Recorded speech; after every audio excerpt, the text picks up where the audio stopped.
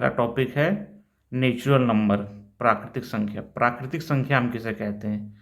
प्राकृतिक संख्या जहाँ से हमारी गिनती स्टार्ट होती है उसे हम प्राकृतिक संख्या कहते हैं। जैसे 1, 2, 3, 4, 5, 6, 7, 8, 9 ऐसे करके अनंत तक, इन्फिनाइट तक चली जाती है। ये हमारी प्राकृतिक संख्या, इसमें जीरो काउंट नहीं होता, जीरो हमारी प्राकृतिक संख्या नहीं होती है। तो आप समझ चुके हैं कि प्राकृतिक संख्या हम किसे कहते हैं। अब इसके बाद हम देखते हैं प्राकृतिक संख्या नेचुरल नंबर के बाद हम देखेंगे होल नंबर, जो हमारी पूर्ण संख्या है। पूर्ण संख्या की हमारी शुरुआत 1 से ना होकर 0 से होती है। 0, 1, 2, 3, 4, 5, 6 ऐसे करके ये अनंत तक इन्फिनाइट तक हो जाती है। इसमें हमारा क्या कहते हैं, जीरो भी ऐड हो जाता है, और हमारा जो प्राकृतिक संख्या है उसमें जीरो नहीं होती है। तो हमारी जितनी भी प्राकृतिक संख्याएं हैं वह पूर्ण संख्याएं हैं, लेकिन हमारी जितनी भी पूर्ण संख्याएं हैं वो प्राकृतिक संख्याएं नहीं हैं। प्राकृतिक संख्या और पूर्ण संख्या के बाद हम देखेंगे पूर्णांक संख्या, जिसे हम इंटीजर्स कहते हैं। तो इसकी शुरुआत 0, 1, 2, 3, 4, 5, 6 ऐसे करके ये अनंत तक इन्फिनाइट तक जाती है। -1, -2, -3, -4 ऐसे करके ये इन्फिनाइट तक जाती है। तो हमारी जितनी भी प्राकृतिक संख्या है वह हमारी पूर्ण संख्या है, और हमारी पूर्ण संख्या और प्राकृतिक संख्या जितनी भी हैं वो हमारी पूर्णांक संख्या है। क्योंकि इसमें जो है माइनस में भी है संख्याएं और प्लस में भी संख्याएं हैं। तो इधर हमारा हो गया धनात्मक संख्या, जो हमारा 1 0 के बाद इधर 1 है, ये हमारा धनात्मक पूर्णांक हो गया। ये हमारे धनात्मक पूर्णांक हो गए, ये हमारे ऋणात्मक पूर्णांक हो गए।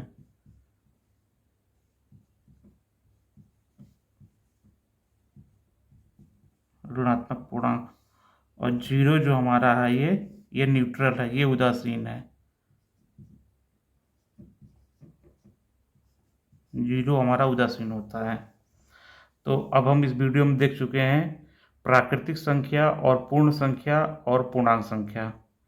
प्राकृतिक संख्या हमारी 1 से स्टार्ट होती है और अनंत तक इन्फिनाइट तक जाती है। हमारी पूर्ण संख्या जो है वो 0 से स्टार्ट होती है और इन्फिनाइट तक जाती है।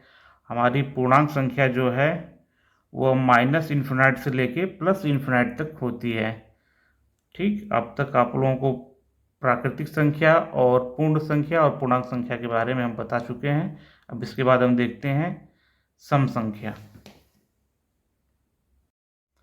इवन नंबर सम संख्या। सम संख्या हम उसे कहते हैं जो 2 से पूरी तरीके से विभाजित हो जाए, उसे हम सम संख्या इवन नंबर कहते हैं। जैसे इसकी शुरुआत हमारी 2 से 4, 6, 8, 10, 12, 14, 16 ये हमारे सब इवन नंबर हैं। ये इन्फिनाइट तक चले जाते हैं ऐसे करके बढ़ते हुए। तो इवन नंबर हमारी सम संख्या हुआ है जो 2 से विभाज्य हो जाए पूरी तरीके से, उसे हम सम संख्या इवन नंबर कहते हैं। ऑड नंबर हमारी विषम संख्याएं, जो संख्याएं 2 से ना कटे उसे हम ऑड नंबर कहते हैं। ऑड नंबर की शुरुआत हमारी 1 से होती है। 1, 3, 5, 7, 9, 11, 13 ऐसे करके ये अनंत तक इन्फिनिट तक चली जाती हैं। जो संख्याएं हमारे 2 से ना कटे उन्हें हम ऑड नंबर या विषम संख्याएं कहते हैं। इसकी शुरुआत 1 से होती है। प्राइम नंबर यानी अभाज्य संख्या। अभाज्य संख्या हमारी वो संख्या होती है जिसके केवल 2 गुणनखंड हों। अगर 2 से कम हो तब भी वो हमारा प्राइम नंबर नहीं होगा, और 2 से ज़्यादा होंगे तब भी हमारे प्राइम नंबर नहीं होगा। तो प्राइम नंबर की हमारी शुरुआत 2 से होती है। 2, 3, 5, 7, 7 के बाद 11, 13 देखिए यहाँ पे दो प्राइम नंबर, इनके दो ही फैक्टर होंगे, दो का या एक से विभाजित होगा या दो से होगा। 3 का देखते हैं, 3 एक से होगा या 3 से होगा। 5 का, 5 एक से होगा या 5 से होगा। 7 का, 7 एक से होगा या 7 से होगा। ऐसे ही करके ये संख्या अनंत तक चली जाती है, इन्फिनाइट तक चली जाती है। अभाज्य संख्याएं हमारी वो संख्याएं हैं जिसके केवल दो गुणनखंड हो, ना दो से कम हो ना दो से ज़्यादा। और सबसे पहली जो हमारी अभाज्य संख्या है वह 2 है। 2 हमारी जो है सम संख्या है, सम संख्या के साथ अभाज्य संख्या है हमारी। और सबसे छोटी जो अभाज्य संख्या है वो हमारी विषम अभाज्य संख्या 3 है। सबसे छोटी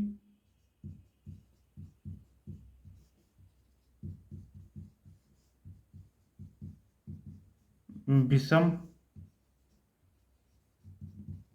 अभाज्य संख्या जो हमारी है वह 3 है। सबसे छोटी विषम अभाज्य संख्या जो हमारी है वह 3 है।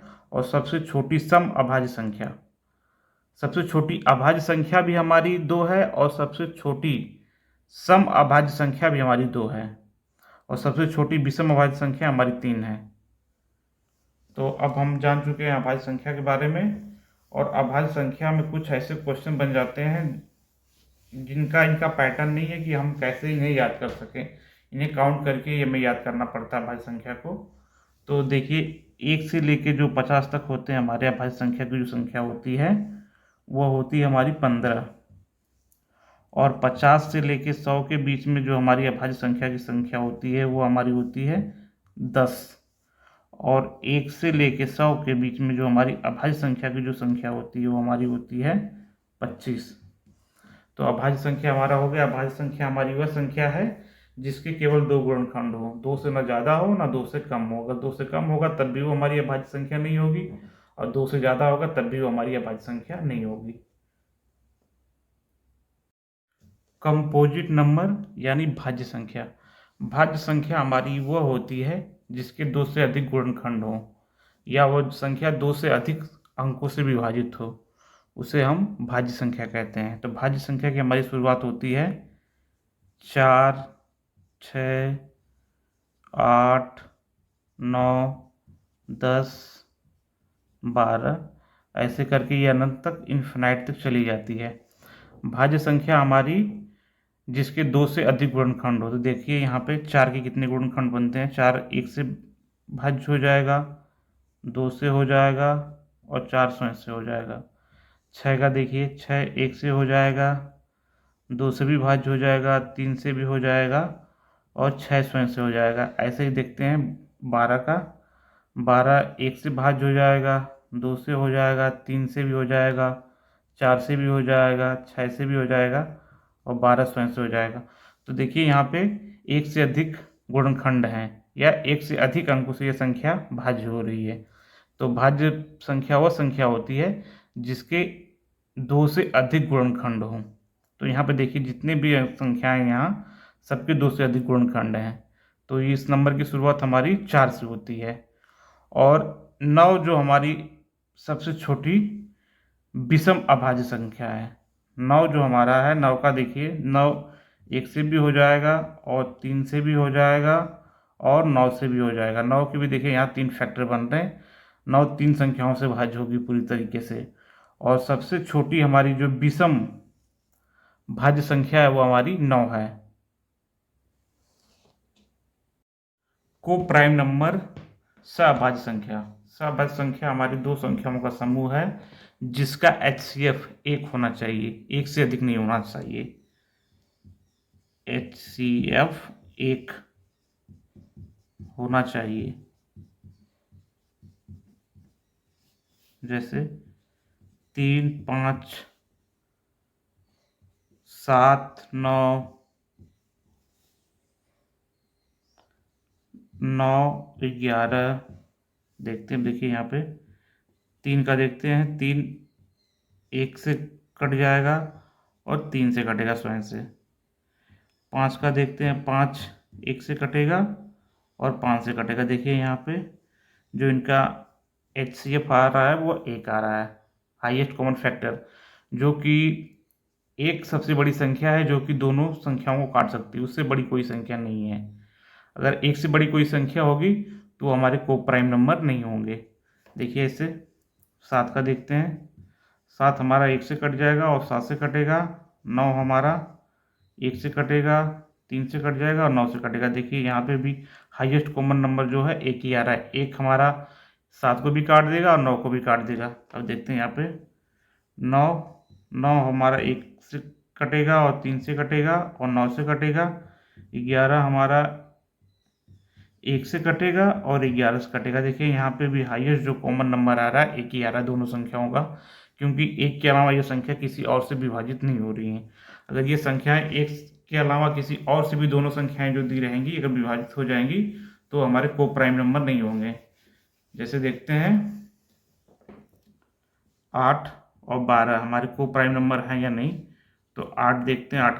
8 का देखिए 8 1 से भी विभाज्य हो जाएगा और 2 से भी हो जाएगा और 4 से भी हो जाएगा और 8 स्वयं से हो जाएगा। 12 का देखते हैं, 12 देखिए यहाँ पे 1 से भाज्य हो जाएगा, 2 से हो जाएगा, 3 से हो जाएगा, 4 से भी हो जाएगा, 6 से भी हो जाएगा और 12 से भी हो जाएगा। देखिए यहाँ पे 1 भी कॉमन आ रहा है, 2 भी कॉमन आ रहा है और 4 भी कॉमन आ रहा है। यहाँ पे जो हाईएस्ट कॉमन आ रहा है जो वो 4 आ रहा है। अगर 1 के अलावा कोई भी संख्या आए, 2 आए, 3 आए, 4 आए, 5 आए, कोई भी आए तो हमारे को प्राइम नंबर नहीं होंगे।